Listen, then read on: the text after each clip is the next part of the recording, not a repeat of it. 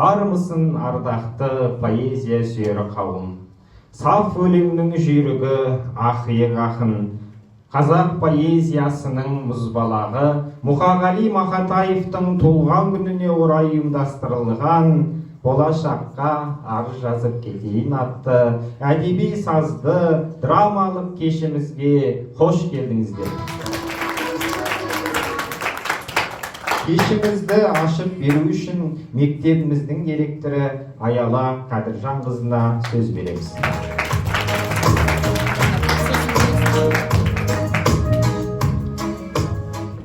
Құрметті әріптестер және оқушылар, міне бүгінгі күні Абай және Мұқағали қазақ поэзиясының гималайлары атты апталық басталып жатыр.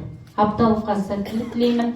Өздеріңізде білесіздер, жалпы Мұқағали кім дегенде, ақын Абай кім дегенде, ұйықтап жатқан баланы оятқан кезде шатаспай, ешқандай ойланбастан оларды мақтан тұтып, ол қазақтың бетке ұстар ұлы ақындары деп айтатын дәрежеде болуымыз керек. Өздеріңіз білесіздер, ұлы Абай поэзиясын, жанрларын қазіргі кезде бүкіл халық халықтар мойындап жатыр. Яғни Абайдың жазбалары, өлеңдері, поэзиялары бүкіл жер әлемде, француз тілдерінде, ағылшын тілдерінде, тіптен неміс тілдеріне де аударылып, сол мемлекетке таратылып, оқытылып жатқаны ол баршаға аян. Міне бұл ұлы ақын Абай атамыз жалпы адамзатты, балаларды, халықты оқуға, білімге, даналыққа, яғни надандықтан адамдыққа шақыратын болса, ал ақиық ақын Мұқағали бұл барлығымызды отансүйгіштікке, махаббаттың қандай болатындығын, анаға деген махаббаттың қандай болатындығын үйретіп, соның барлығын жеңіл тілмен баяндап беретін болған. Мен өзім жалпы кітап оқығанда, жалпы осы поэзияны оқыған кезде Абай мен Мұқағалиды қатар оқимын. Екеуін де жақсы көріп оқимын. Неге? Себебі тілдері жетік, ой салатын, сол өлеңдерінен бір нәтиже шығаратын, мотивация алатын үлкен бір өлең жолдары бар. Абай атамыз бұл өзінің тілін, яғни өлеңдерін арабтың, қазақ халқының қиын тілдерімен жеткізе білген болса, міне Мұқағали бұл өте жеңіл тілмен түсінуге де, айтуға да жеңіл болған. Міне өзім жалпы оқуды бастағаннан бастап, осы Абай мен Мұқағалиды салыстыра жүріп, бірге оқып, бірге жақтап өстім. Ендеше балалар, сіздер де осындай Абай мен Мұқағалиды салыстыра жүріп оқысаңыздар, өздеріңізге, өмірге деген көзқарастарыңыз өзгеше, және де білімге, ғылымға, надандықтан адамға деген бетбұрыстарыңыз өте ерекше болады. Ертеңгі сіздердің апталықтарыңызға үлкен сәттілік тілеймін. Және де осы арада Абай Құнанбаевтың мына бір өлең жолдарын айтып бергім келіп отыр. Себебі осы менің айтқан бағанағы сөздерінің үшін тобықтай түйіні осы өлең жолдарында айтылған. Ғылым таппай мақтанба, Ғылым таппай мақтанба, орын таппай баптанба, құмарланып шаттанба, ойнап босқа күлуге, 5 нәрседен қашып бол, 5 нәрсеге асық бол.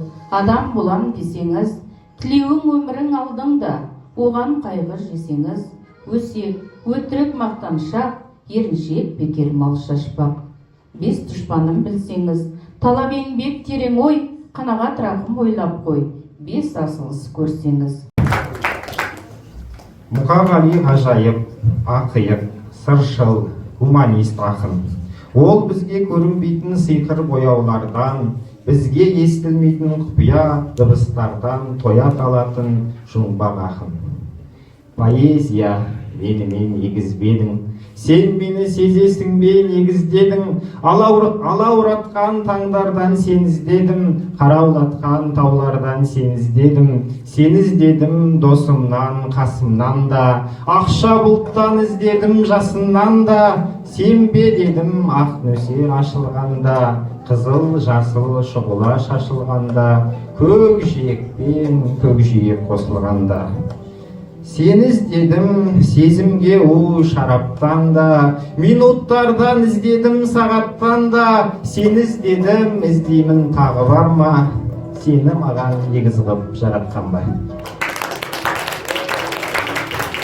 Деп жырлап сап алтындай поэзиясын бір елдің мұрасындай етіп қалдыра білген ақынның өлеңдері өз айтқандай талай болашаққа көшеді. Ендеше сол бір мәңгілік көштің сырда әуенін жадымызда жаңғырған жыр жолдарын тағы бір мәрте құлақ түрелік. Әдеби монтаж 2-ші А сынып оқушылары Бауыржан Ақбаян, Архен қызы Ажар. 9-ші А сынып оқушысы Сұлтан Назерке. 2-ші А сынып оқушысы Ажар Архен қызы. 3 бақтым. Ең бірінші бақтым халқым менің, соған берем ойымның алтын кенің. Олай болса мен бармын, қор болмаймын, қымбатырақ алдымнан нарқым менің. Ал 2-ші бақтым тілім менің, тас жүректі тіліммен тілім дедім. Кейде дүниеден түнсем де, қасиетті тілімнен түнілмедім. Бақтым бағжышым одан деген, Құдай деген кім десе одан берем. Осы сенген жалғанда жан барсың ба, ойланбай-ақ кел дағы отан менен.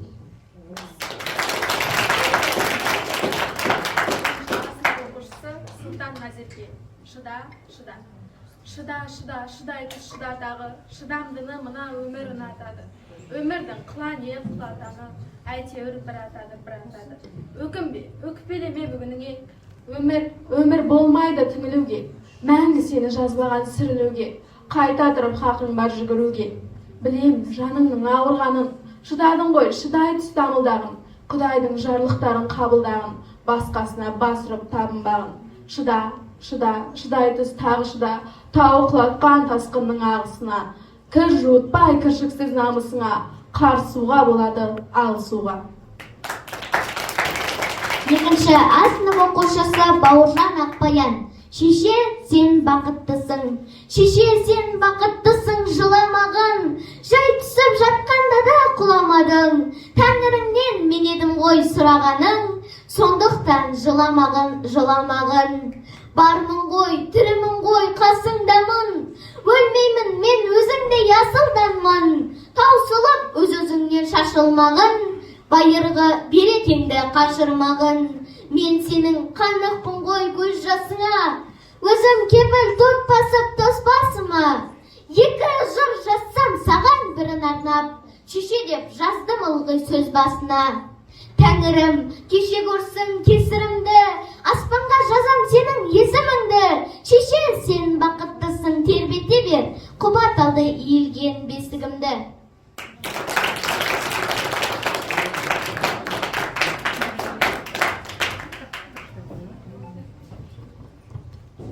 Бүгін менің туған күнім өй-бәләй, мына халық неге жатыр тойламай? Банкет жасап берер едім өзім-ақ, Тәңірімнің жарытпай-ақ қойған-ай. Деп мұңданған ақынның өмірден өткеннен кейінгі туған күндері халық болып тойланатын болды. Бүгін де сіз бен біз боп, ұлы ақынымыздың туған күніне жиналып отырмыз. Ендіше сол бір мәңгілік көштің сырлы әуеніне, жадымызда жаңғырған жыр жолдарына құлақ салып, қойылым тамашалайық. Мектебіміздің Парасат театры. Тамашалаңыздар.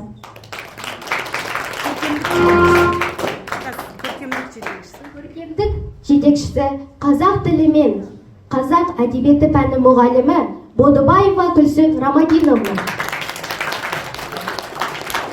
Музыкамен әрлеген Ахметова Салтанат Досымбайқызы. Поэтикалық болымды тамашалаңыздар.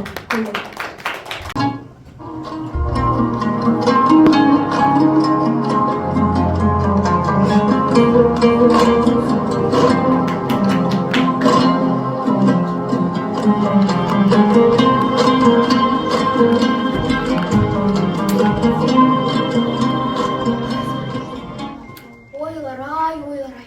Мені мезетті. Осы мұқағалиды түсінбей-ақ қойдым. Түнде жортқан бөрідей көше кезіп, түн ауа төсегіне келмейді. Қашан қарасам қағаздарына бірдеңені жазып жатады. Ал мен болсам таң азаннан мектепке жүгіріп. Сәл кешіксем болды, мектептегі балалар улап-шулап мектепті басына көтереді. Өздері сабақтарында оқымайды. Ал бірдеңе деп көрші, шыбық миы шырқ етеді, дереу ата-аналарына жүгіреді. Бәрі дәудің балалары. Өзі жоқ сонда деймін ау, өздері тіл білмейді. Соңында тіл үйретеміз деп жүрген, мына біз кінәлі болып шыға келеміз. Құдай-ай десеңші. Лашын. Келе жатырмын. Сұр болды, дүние сұп-сұр болды. Өсек аян сып-сым жүр. Ал біздің үй жып-жым жүр. Апырау, мынау біздің Лашын ғой. Шынында да асыл ғой өзі. Жә бол келелді, тамағым соп қалады. Әй бәйбіше, қуантайын ба әлде мұңайтайын ба? Мұңымыз аз беді, қанекей, одан да қуантшы. Қуантсам, үй бәйбіше, үй. Не дейді? Үй дейді ме? Мәссаған, өз үйім болатын болды ғой. Жеттік ау әйтеуір арманымызға. Өз үйім, өлең төсегім болатын болды ғой. Бір орыстың кепіш жауының 2 бөлмелі тас үйі. Немене? Тағы да жылғы ма? Әрине жалғыз. Қашан ғана үйіміз болады, Мұқағали? Қашан? Тағы да пәтер, тағы да жылғы. Сен бірақ түңілме, жек көрме. Лайсаң да, дауыл да, көктемде күн шуақ болмай ма Лашын? Қаланың қай шетінен? Тағыдан мектептен алыс шығар? Әрине, жақынды қайдан табасың? Қазір қаланың батысында болсақ, шығысына бір-ақ шығамыз. Есесіне, Нарынқолға жақын.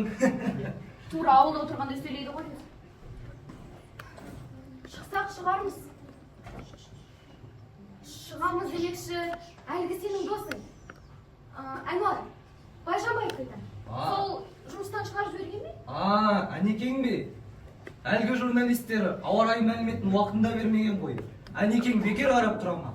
Батыстан соққан жел, шығыстан бір-ақ шығады. Бүгінгі күн жауады, не жаумайды деп бір-ақ қойған ғой сабазың. Ой, масқара. Жұмыстан шығармай қайтеді.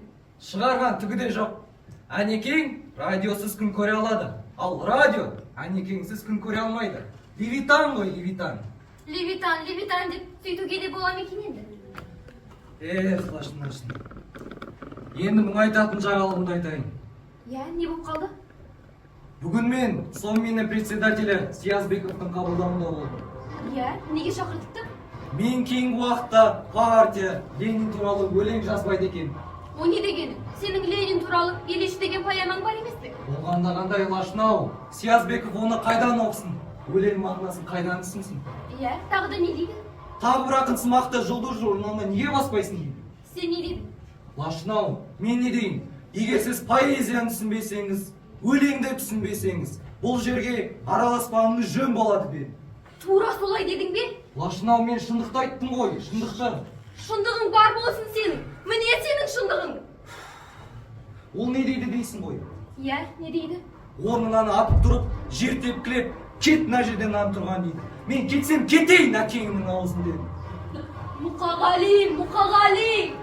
Бірдеңе болса әділдік дейсің. Тыныш жүрмейсің бе? Сенің әділдігіңнің арқасында өстіп жүрміз. Шындықтың түбіне кім жеткен? Шындықтың түбі шыңырауда. Ассалаумағалейкум мұқа. Сәлеметсіз бе жеңеше? Іннен шыққан сақшымызбен мағадан кейін. Үйде екенсіз ғой мұқа? Иә, мен ғой ол үйде. Ал саған не жоқ? Амандасайын деп келсең де бәлеге қаласың. Жалғасбек, сен мынаны айтшы. Мен қайда барсам артымнан қапталдасып бір қалмайсың. Менде кеткен ақым, ала алмай қалған кең бар ма? Соны айтшы. Өз үйім дейсіз. Сонда мына үй сіздікі ме жеңеше? Әрине өзімдікі. Ақшасы да төленген, артығымен төленген. Жеңеше, мәселе ақшада емес қой. Сіздер бұл қалада заңсыз тұрып жатсыздар. Қалай? Екеуіңіз де без прописки, жеңеше. Без прописки? Прописка сұрайтын мен шетелден келіп пе едім. Әлде өз еліме жаттым ба? Мынау қала, мынау дала. Бәрі де өз ата бабамның жері. Осы жер үшін жан құрбан еткен мұстала. Жарайды. Сен айтпақшы, Сиязбеков председательдің қабылдауында болыпсың ғой? Иә, оны қайтейін деп едім. Соған байланысты Сиязбековтың орынбасары сенің кабинетінде күтіп отыр. Мінекейіңіз, сау болыңыз.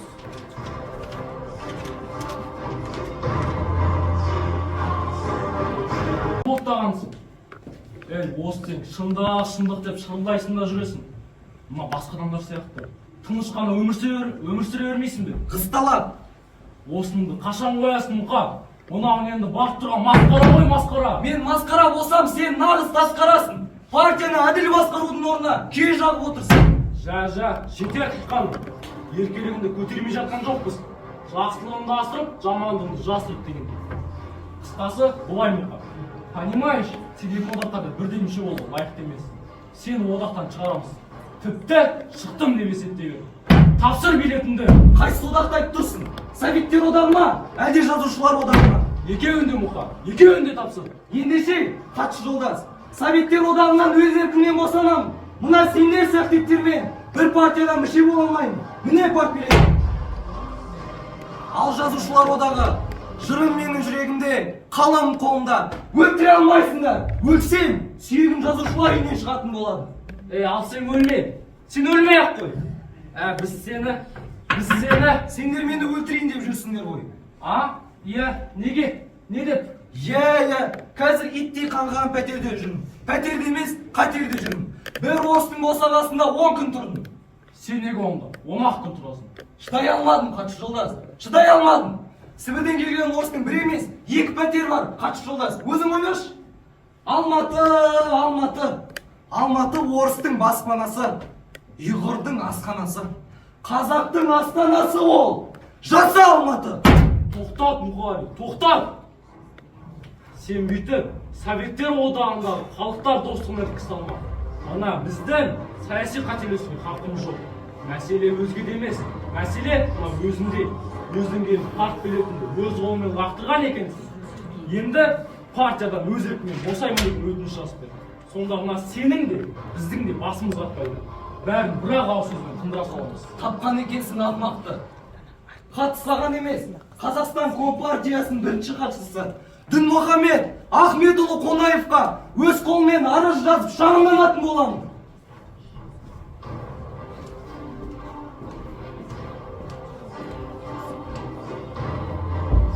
Қашау, сенің бұның қалай? Бәрібір де партияда қалатын түрін жоқ қой. Сөзді көйітпей, жаза салсаншы. Есінде болсын мұқағали жолдас. Біз әлі жанашырлық танытып, қызметінде қалдырып отырмыз. Партиядан кетем деген өзің ғой. Өздерің ғой мені мәжбүрлеп отырған. Зато қызметінде қалдырып отырмыз. Бұл саған аз ба? Үйінің жоқ екенін ескертіп дегендей. Әйтпесе, бөлде бір жұлдыз журналының поэзия бөлімін басқарып отырсың. Бұл саған аз ба? Жаз мұқағали. Әйтпесе не? Не істейін деп едім? Қызметінен де кетесің. Ендеше хатшы жолдас. Мына қызметіңнің де, өзіңнің де партиясына қараға кетіп. Тоқта, мұқағали, тоқта! Ендеше қызметінен кеттім деп есептей бер. Алло, артым жолдас, саламатсыз ба? Әлгі біздің әңгілік ақынымыз бар ғой. Иә, сол. Жаңа ғана кабинеттен шықты. Біздің үстімізден Қонаев жолдасқа арыз жазам дедім бе, солай сандықтап кетті. Қысқа сіздер абай болыңыздаршы, сол жынды бір нәрсені бөлдіріп жүрмесін. Жақсы сау болыңыз, партия. Шаршадым білем, шаршадым. Жантая кеткім келеді. Миыңды жеген құрысын бүйткен өлеңі. Күйзеліп тапқан көңілімдегі көрік той. Аузымнан түссе адыра қала береді. өлеңі құрсын. Таппадым одан миятты, жазбай-ақ қойдым, жазғаным енді ұятты. Менсіз де мына ғаламат жырау дүние өзінен өзі жырланып жатқан сияқты. Өткізіп жылдар, өткізіп айлар, бекер күн. Болған сыбақым мұрнымды несін көтердім. Өлмей ақ жүр ғой өлең жазбаған адамдар. Өлеңсіз мен де өмірде бірден етермін. Жанды да жансыз, көрінген заттан сыр бағып. Өлетін болдым, өзімнен өзім ұрланып. Шаршадым білем, шаршадым. Шыда, шыда, шыдай түс шыда тағы. Шыдамдынымны өмірін атады. Үміттің құлан ек, құла таңы. Әйтеуір, бір атады, бір атады. Өкінбе, өкпелеме бүгініңе. Өмір, өмір, болмайды мүліге. Мәңгі сен жазбаған сүрінуге. Қайта тұр, қақым бар жүгіруге. Түсінемін, жаныңның ауырғанын. Шыдадың ғой, шыдай түс, дамылда. Әке!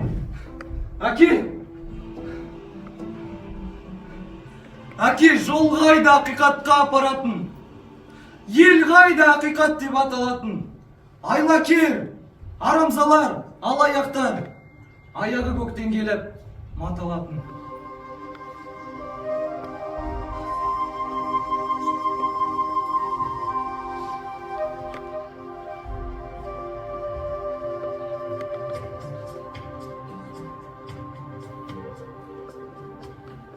Жапырақ, жүрек, жас қайын, жолымды айырбастайын. Сен адам бола бастасаң, мен қайың бола бастайын. Дежурный, Пастер Естимісің? көшесінің бойында ақ қайынға келіп Мұқағалимен қатар жолдас отыр. Құп болады. Әй, бұлғайсың, әй қыстала, жібер дейін. Әй, туған жылың! 31 қыстала. Шәмшің, әлгі әнші ма? Әнші емес ол, композитор, қазақ вальсінің королі. Білдік, ол да бір жүрген есірік. Әнеу күні біздің витризительге бір күнде түскені бар 5 рет. Тағана Шәмілің кім? Шәмілім ол ақын, ақының ел сыйлаған. Оқымасаң, білмесең, мен емес қой виноват. Жә, өзің жетет жақында кім мықты? Милиция ма ақын ба? Дәл, ана тілің. Қазақша сөйлеп тұрған жоқпын ба? Ана тілің. Қазақша. Менде түсінбе әскерге. Біздің әлі жас кеуде, жауынгердің ұлымын ғой, жанын қиған Мәскеуде. Шетелдерде болдың ба? Олар маған тұрған да жоқ, қол бұлғап. Болдың ба, болған жоқсың ба? Не жоғын айтайын олай? Жоқ. Дәл, сөгіс алып көріп пе едің? Ол өзі бір еншісі ғой, ен сүйген ердінде. Алдың ба, алған жоқсың ба? Иә. Отставить! Сен партияны балағаттап, партбилетті өз қолыңмен лақтырғаның рас қой. Мен партияны балағаттаным жоқ. Партияны басқарған иттерді балағаттаным рас. Ал партбилетті лақтыруға өздері мәжбүрледі. Осының саяси қателік екенін мойындайсың ғой. Менің саясатта шатағым жоқ. Мен ақынмын. Тәг ақынсың ма? Мекен жайың? Жерде жүрген жоқпыз ба? Мекен жайың? Мекен жайым жер менің. Жерде жүрген ақын деген пендемін. Қалам қағаз бер маған. Қалам қағазды қайтесің? Арыз жазып кетейін. Кімге? Не үшін? Болашаққа. Ай, ақын жандым-ай. Көбелектеп тұрмысың, оттай айналған. Қуатым бар кеудемде, шоқтай жанған. Жолдас Мақатаев, тоқтаңыз. Дежурный, ұстайыңдар. Ана ақын жынданды деймін, жынданды.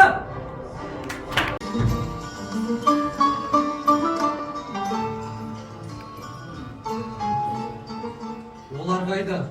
Олар неге келмейді? Шәмші қайда? Шәміл қайда? Олар мені ұмытқандар ма? Ұмытпайды, тірліктен қолдары босамай жүрген шығар. Айтпақшы, соңғы кезде Шәмші әдемі ән жазыпты. Радиодан беріп жатыр, тыңдап көрші.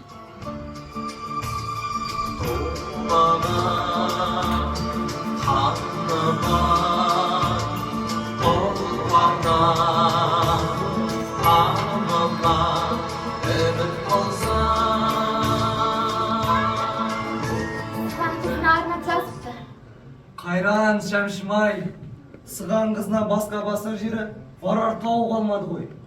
Ал Сүлейменов қайда? Ол неге келмейді? Қайсысы? Асқар ма, олжас ма? Асқарым қайда, Асқарым? өмір деген қасқарым. Асқарым болса қасында, керегі қанша басқаның. Хабарластым, келу керек. Жай алашын, осы емханаға түскелі өлең кеудемнен толласы ағып жатыр. Тіпті жазып бермеймін. Қарашы, мына өлеңді тыңдашы. Қандай бақыт. Күнді мен күнді көрем.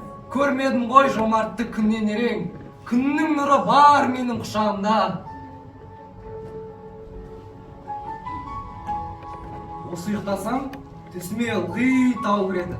Тау жайлап, тау қыстаған шал жүреді. Басында ақ қалпаға жеңнен шекпен, астында балпан басқан сал бірені. Сөйлесуге, менімен сырласуға, шақырады кім білсін мұңдасуға. Енді жете бергенде ғайып болып, отырады басқа бір қыр басында. Мұқағали, қашан, жатшы кішкене. Көз шырымын алшы.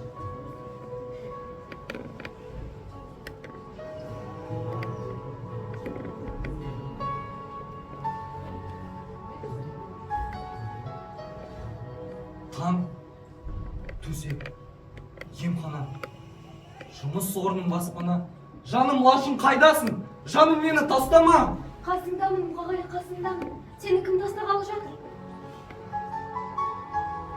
Ассалаумағалейкум, мұқа. Мен сіздің алдыңызда кінәлімін. Сіздің үстіңізден жазылған арыз шағымның көбі менікі. Кешіре алсаңыз, кешіңіз. Сен кінәлі емессің. Саған жаздырғандар кінәлі. Кештім.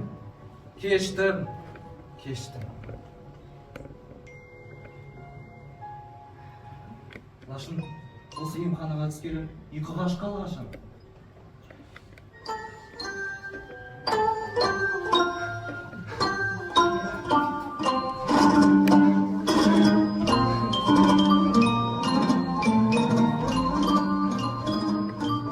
Лашын, есемісің бе? Аққуның үні.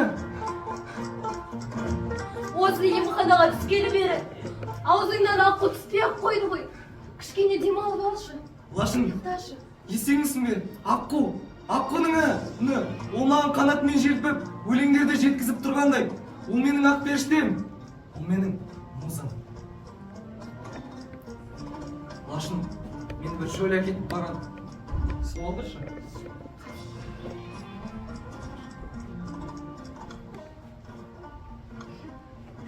Шөліңді қандырмай, бағыңды жандырмай, шөлер кетіп қойған сұмды не ай. Аласапыран сұм заман ай. Лашын, мен ертең тауға кетемін. Не айтып тұрсың? Я, Лашын, тау дейтін, алып жүрек, ана туған. Мен таулықпын, таудан мен жаратылған. Киіктің сүтін емі бер жеткеннің, қуат алып қыранның қанатынан. Мен таулықпын, таудан мен жаратылған. Тау деген ана туған, таратылған. Бұлт бүркені жай отын ала туған. Күн алғашқы сәулесін маған шашып, маған келіп нейді қара тұман. Таулымын, тау менің дәу бесігім. Мен оның әуресімін, сәулесімін. Асқар шыңдар жетпеді бесігімді. Бір орамын ағытып сәлдесімін.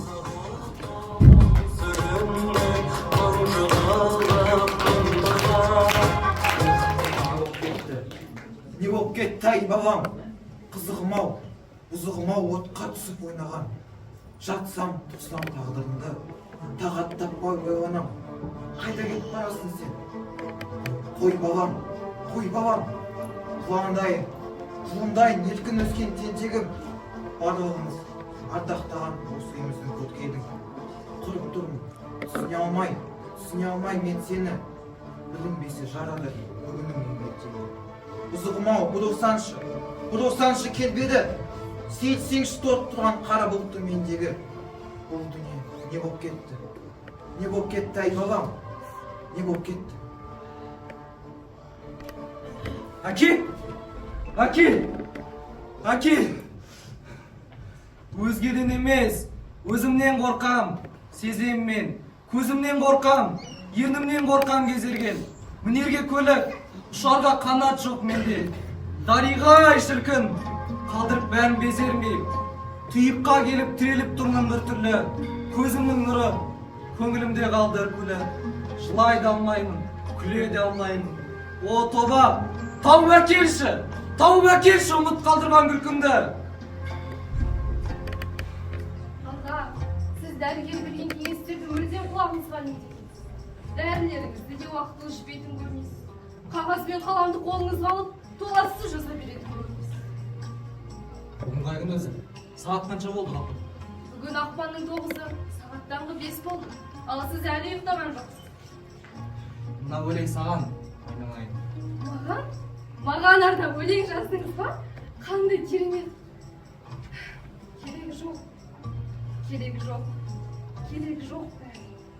Иненің де керегі жоқ. Керегі жоқ дәрінің. Аға, бұл не дегеніңіз? Бұныңыз болмайды аға. Егер сіз дәрі ішпесеңіз, қан қысымыңыз көтеріліп, жүрегіңізге күш түседі. Өзім кінәлімін. Оның несін жасырам. Көп нәрсеге қуанам да, көп нәрсеге ашынам. Ғылымға да, өзіңе де рахмет. Бас ұрам. Уақытым барады өтіп, мен бір жаққа асығам. Аға, сіз ешқайда да асықпаңыз. Егер дәрігердің айтқанын екі етпей орындасаңыз, әлі ақ сау болып кетесіз. Аға, сіздің қан қысымыңыз азап көтеріліп тұр екен. Мінекей, мына дәріні тіл астына сала қойыңыз. Ал енді сау болыңыз аға. Сау болып тұр айналайын. Ақпанның 9 дей ме? Ақпанның 9-ы. Бүгін менің туған күнім. Ой пәлей. Әй, мына адамдар неғып жатыр тойламай. Банкет жасап берер едім өзіма. Тәңірдің бір жақпай ақ қойған ай. Мына дүние неге жатыр үндемей? Алаулатып тойдың шоғын үрлемей. Құшақ гүл шоқтарын лақтырып, міне шапан, міне атың міндемей. Мына жұртқа жақпадым әлденем. Текке өмір сүргенім бе әлдемен. Халқым, сенің қасиетіңді білем деп, текке өмірім өтті мекен әуремен. Айтамын деп қасіретіңді мұңымды, басқа арнаға бұрдым бе әлде жырымды. Мен бәрібір өзіңменен бір бодылам, өзегінен тепсең дағылымды. Тойланбаса тойланбасын етейін, той көрмей-ақ, сый көрмей-ақ өтейін. Қаламымды беш маған бәйбіше, болашаққа арыз жазып кетейін.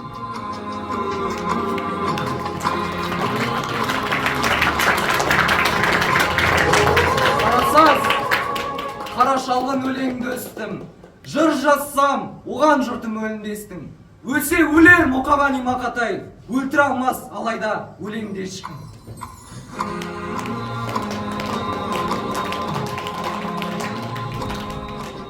Мен мына тұрған кәдімгі Мұқағали ақынмын. Тұлпардай жүйрік ақтабан, өздерің жырын жаттаған.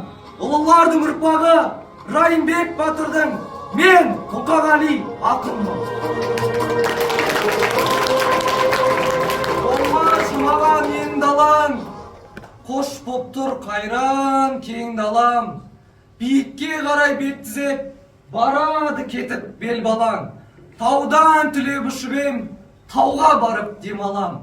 Жатайын мәңгі дамылдап, құшағыңды ашшы жер Аллам.